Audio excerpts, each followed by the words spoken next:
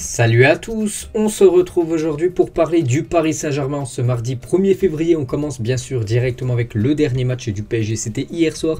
C'était un match de Coupe de France, c'était contre Nice et c'est surtout une défaite du Paris Saint-Germain. Donc du coup, score final 0-0 au bout des 90 minutes de jeu. Ça s'est joué au tir au but et voilà, le PSG a loupé 2 tirs au but, Nice 1 tir au but. Ce qui veut dire tout simplement que le PSG est éliminé dès les huitièmes de finale de la Coupe de France. C'est comme une énorme désillusion. Le mur, Bulka, en une journal L'équipe aujourd'hui, donc Bulka, n'oubliez pas, c'est un gardien du Paris Saint-Germain prêté actuellement du côté de Nice. Et hier, tout simplement, il a stoppé 2 tirs au but, donc un de Paredes et le dernier de Xavi Simons. Donc il a fait beaucoup de mal bien sûr à son club du PSG, le gardien polonais. Et Bulka, il a dit: c'est la folie, j'ai tout mon respect pour le PSG aujourd'hui, on les élimine car c'est le football, on est venu pour jouer, on est content bien sûr de la qualification. Voilà pour Nice, bien sûr c'est une bonne nouvelle, mais pour le PSG les gars c'est une énorme désillusion. Et si on regarde les stats du match, j'ai regardé le match hier, encore un match brouillon de la part du PSG, là dans 14 jours exactement, J-14, il y a ce match contre le Real Madrid. Et ça fait peur, ça fait peur les gars. Si le PSG joue comme il joue actuellement contre le Real Madrid, ça ne passera pas. Ils sortiront dès les huitièmes de finale de la Champions League. Donc voilà les stats du match hier. Donc c'est vrai que le PSG a peut-être eu plus de tirs que l'équipe de Nice. Mais bon, voilà, après si on regarde les tirs cadrés, c'est 2 tirs pour le PSG, c'est 3 pour l'équipe de Nice. Il faut être un peu plus réaliste, plus tueur tout simplement devant le but pour faire bien sûr la différence. Et très compliqué quand même Pochettino, je pense pas que c'est l'homme de la situation du côté du PSG. Pochettino a remporté seulement 68% de ses matchs en compétition officielle sur le banc avec le PSG. Donc 45 matchs sur 66 possibles.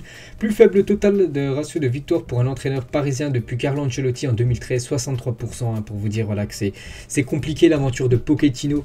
En plus, voilà, avec Pochettino, le PSG n'a pas remporté le trophée des champions, perdu contre l'équipe de Lille. Le PSG éliminé dès les huitièmes de Coupe de France, alors que le PSG souvent remporte bien sûr cette édition.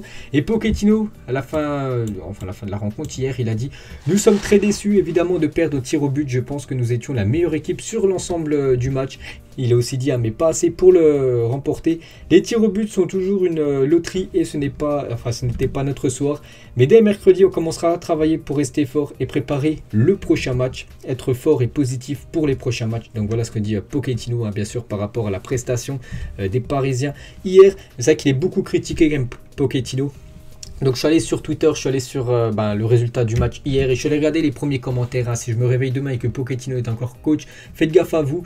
Donc voilà, c'est vrai que Pochettino, les supporters du PSG simplement n'en peuvent plus actuellement de l'entraîneur argentin. Il faut absolument, on parle beaucoup de Zidane, mais voilà, là, il faudrait trouver quelqu'un d'autre. De toute façon, Pochettino sera encore le coach, bien sûr, contre le Real. C'est ce qui va jouer tout simplement son futur. Bien sûr, c'est élimination, il se fera directement licencier. Si à qualification, il pourrait encore rester bien sûr entraîneur, mais voilà, c'est compliqué. Il n'y a aucun fond de jeu du côté de Paris avec les joueurs qu'il y a comme Messi, Mbappé. Bon, Mbappé n'a pas joué à tout le match, il est encore en cours de jeu. Neymar qui est blessé, mais bon, voilà, avec l'effectif du Paris Saint-Germain, le PSG devrait, bon, au pire, tu peux te faire accrocher, mais vraiment montrer une meilleure prestation que ce qu'ils ont montré hier. C'est quand même très faible actuellement le niveau du PSG.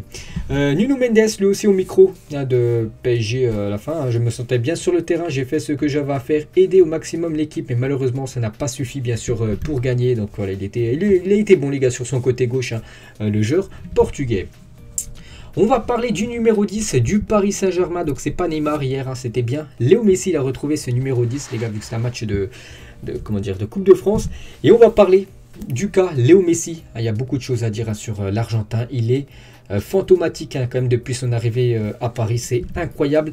Le débat numéro 10 dans le dos. Léo Messi a de nouveau délivré une prestation très décevante avec le PSG hier. Donc c'est vrai qu'il a touché beaucoup de ballons, 96 ballons, mais aucune passe clé, faisant preuve de maladresse, 4 dribbles réussis et 28 ballons perdus par Léo Messi hier. Voilà, avant, je regarde souvent du foot, j'ai regardé souvent le Barça de Léo Messi, il perdait pas autant de ballons les gars, peut-être il en perdait 1 ou 2 dans le match, ce qui est très très rare. Voilà, ça pouvait monter à plus de 5, mais là 28 ballons perdus, non, il y a un truc qui va pas les gars avec Léo Messi. En plus il marche tout le temps sur le terrain.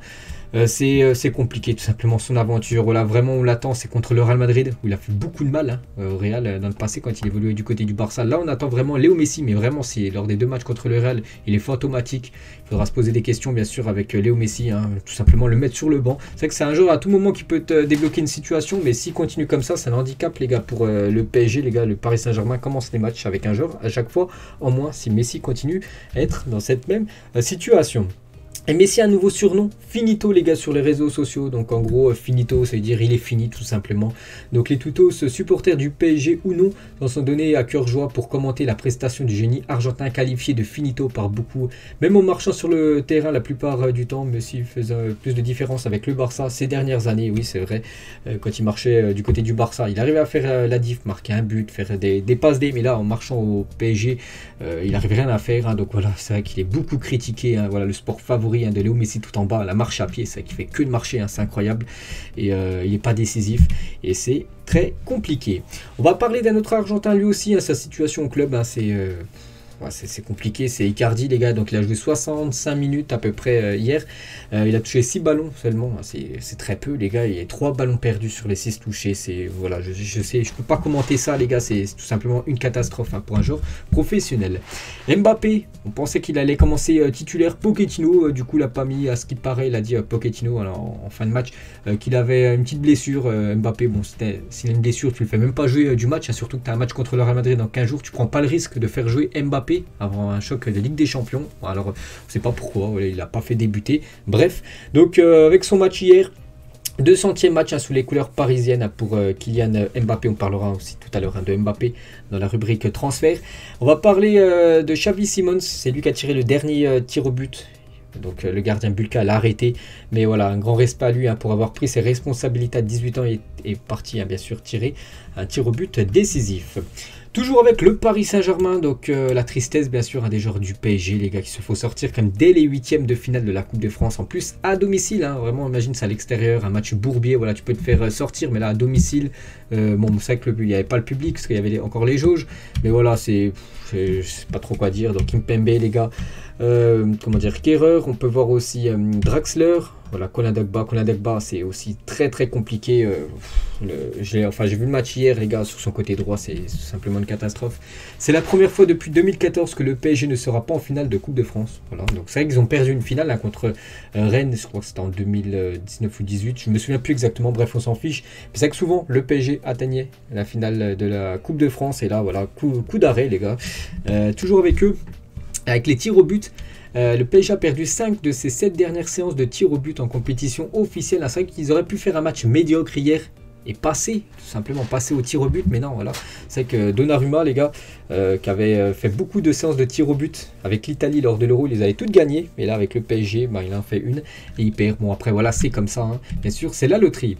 Et c'est dommage, parce qu'il y aurait pu avoir une énorme affiche pour les quarts de finale, parce que le PSG, s'ils auraient gagné hier, aurait reçu l'équipe de Marseille, en plus au Parc des Princes, ça aurait été le Classico. Si bien sûr le PSG ça serait qualifié, du coup ça sera Nice qui recevra l'équipe de Marseille. Toujours avec Paris, donc il faut oublier voilà, le match d'hier, voilà, c'est une désillusion de plus. Donc aujourd'hui, mardi, on peut voir voilà, un soleil en train de dormir, enfin une lune plutôt, c'est le repos, voilà, il n'y a pas d'entraînement aujourd'hui, ça reprend dès demain, mercredi, jusqu'à vendredi pour préparer ce prochain match du côté de Lille. Lille, dernier champion de France contre le PSG, encore un gros choc. Là, il va falloir vraiment montrer de belles choses, bien sûr, et surtout préparer ce match de Ligue des Champions. Dans quelques jours, voilà le programme, bien sûr, du Paris Saint-Germain, les gars. Donc, il y aura Lille. Ensuite, il y aura l'équipe de Rennes qui avait battu l'équipe du PSG lors de la première partie de saison du championnat. Puis après, il y a ce PSG Real Madrid. Donc voilà, le programme du Paris Saint-Germain, voilà, pour les 2 prochains matchs, c'est 2 gros tests, parce que c'est quand même 2 équipes encore qualifiées en Ligue des Champions. Lille toujours qualifiée, Rennes qualifiée dans sa compète, qui est l'Europa Conference League. Donc voilà, il faut préparer ce match contre le Real, surtout avec 2 victoires. Une très mauvaise nouvelle, les gars, pour le PSG, donc c'est vrai qu'il y en a pas mal actuellement. Ça concerne Sergio Ramos. Hier, il était forfait. Il est presque impossible pour Sergio Ramos de pouvoir jouer face au Real Madrid lors du match aller. Normalement, il sera forfait. Il a été forfait hier. Donc, pour rappel, l'Espagnol avait écourté son entraînement samedi, il y a quelques jours, après avoir ressenti une gêne musculaire au mollet. Donc, s'est entraîné, tout va bien. Puis voilà, un problème au mollet, du coup, blessé. Il a loupé le match hier soir. Et il y a a de grandes chances qu'il soit forfait pour ce match contre le Real Madrid. Donc voilà encore une autre très mauvaise nouvelle, bien sûr, pour Paris. Après, bien sûr, la défaite hier. On va parler de Neymar, lui ça c'est une bonne nouvelle. Neymar ne ressent plus de douleur, avance le journal de l'équipe, son entourage est convaincu qu'il pourrait être dans le groupe du PSG pour le match aller de Ligue des Champions face au Real. On a besoin du retour bien sûr de Neymar. Quand on voit le peu truc offensif qu'on a quand Mbappé n'est pas là, il faut absolument le retour de Neymar. Après il revient d'une blessure, il sera pas 100% bien sûr pour ce match contre l'équipe du Real, mais bon voilà, on va voir ce que ça va donner bien sûr, et ça c'est une bonne nouvelle quand même, le retour de Neymar. Info transfert, donc hier soir à minuit c'était la fin du mercato hivernal. Et on a appris les gars, donc il y aura un accord entre Mbappé et le Real Madrid pour un transfert libre en fin de saison. Madrid propose un salaire de 50 millions d'euros par an contre 40 millions que propose le Paris Saint-Germain. Donc là on parle de brut, 50 millions pour Madrid. Donc voilà, c'est confirmé par pas mal de sources, donc Bild, Onda Cero ou même le journal Marca. Mbappé est un madridista, donc en gros un joueur du Real Madrid, c'est fait. Donc pas cet hiver les gars, plus pour l'été prochain, il y aura un accord entre le joueur et le club.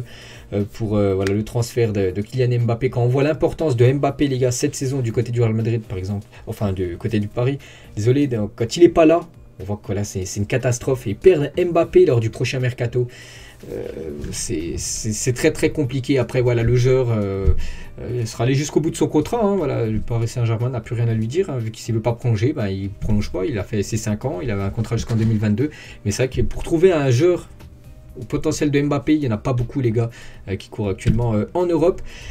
Toujours avec les transferts, donc c'est vrai qu'on avait parlé de Dembélé qui pouvait peut-être venir hier avant minuit du côté de Paris. Du coup, ça s'est pas fait. Et on peut voir que le Barça a quand même tenté d'échanger Ousmane Dembélé contre Neymar.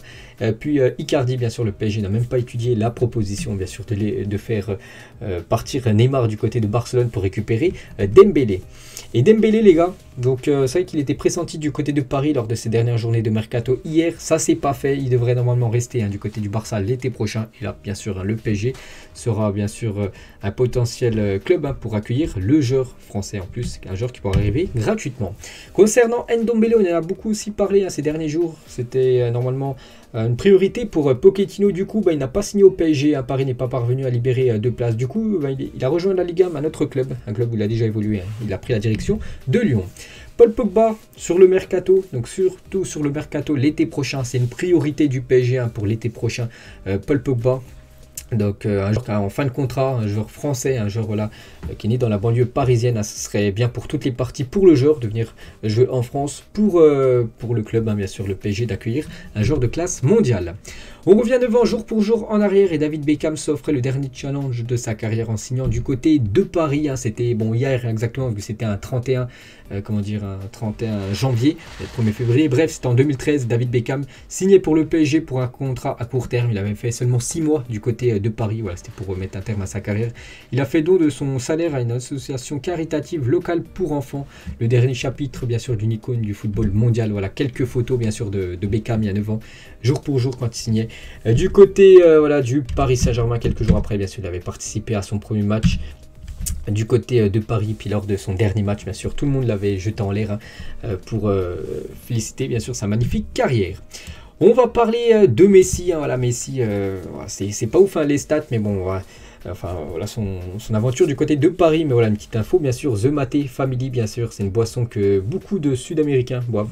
Maté, les gars, donc voilà une petite photo de Messi avec sa famille, et toujours avec Messi, c'est que le Messi de l'Argentine, et surtout, moi, j'aimerais bien voir au Paris Saint-Germain le Messi du FC Barcelone. Pour l'instant, on l'a toujours pas vu, bien sûr, ce joueur, normalement, l'un des meilleurs joueurs de l'histoire du football.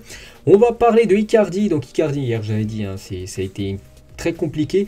Et un compte Instagram supprimé, une photo sans alliance. Le couple Wanda et Icardi est-il à nouveau au bord de la rupture? Les doutes ont été ravivés après que Wanda Nara, donc la femme tout simplement de Icardi, a changé sa photo de profil sur Instagram pour mettre une photo d'elle sans alliance. Donc voilà, encore ça, niveau sportif, c'est pas ouf Icardi. Puis voilà, on a encore parlé surtout de Icardi en dehors du sportif, par rapport à sa vie personnelle. Zlatan, il a dit au Paris Saint-Germain, tout le monde parle de Mbappé, Neymar ou Messi, mais Verratti est celui qui donne le contrôle du jeu. Il garde la balle, ne perd jamais un ballon, n'a pas peur de dribbler, de demander le ballon. Le Zlatan italien et Marco Verratti, bien sûr. Ce joueur fidèle au club, ça fait longtemps comme qu'il est du côté de Paris, Marco Verratti, en espérant qu'il soit bon contre le Real Madrid. Les équipes qui ont vendu le plus de maillots en Europe en 2021, on peut voir que le Paris Saint-Germain dans le top 10, comme des clubs qui vendent le plus de maillots. 9e, le Paris Saint-Germain. On peut voir voilà, toutes les équipes bien sûr classées devant. On peut voir que c'est le Bayern qui vend le plus de maillots. Cette belle image entre Mohamed Salah et Achraf Hakimi à la fin du match. Donc dernier épisode du PSG, c'était samedi dernier. Puis entre temps les gars, il y a eu le match Égypte-Maroc. L'Égypte a éliminé le Maroc de la CAN et Hakimi, joueur du Paris Saint-Germain, bien sûr, énormément déçu. Il devrait revenir là dans les prochaines heures du côté de Paris pour Paris les prochains matchs. Paris a beaucoup besoin, bien sûr, de Hakimi. On peut voir qu'il a été réconforté, bien sûr, par la légende Mohamed Salah. Et on finit cet épisode aujourd'hui. Bonne nouvelle. Voilà, au niveau résultat, enfin, ça concerne les filles parce que ce week-end, le Paris Saint-Germain affrontait l'équipe de Lyon, donc les deux meilleures équipes françaises dans le football féminin, et le PSG s'est imposé 3-0 contre les Lyonnaises et du coup, le Paris Saint-Germain qualifié pour la suite de cette Coupe de France féminine, bien sûr. Donc voilà les gars, j'espère que ça vous a plu. On se retrouve dès demain, on parlera cette fois-ci de Marseille. Bonne journée à vous.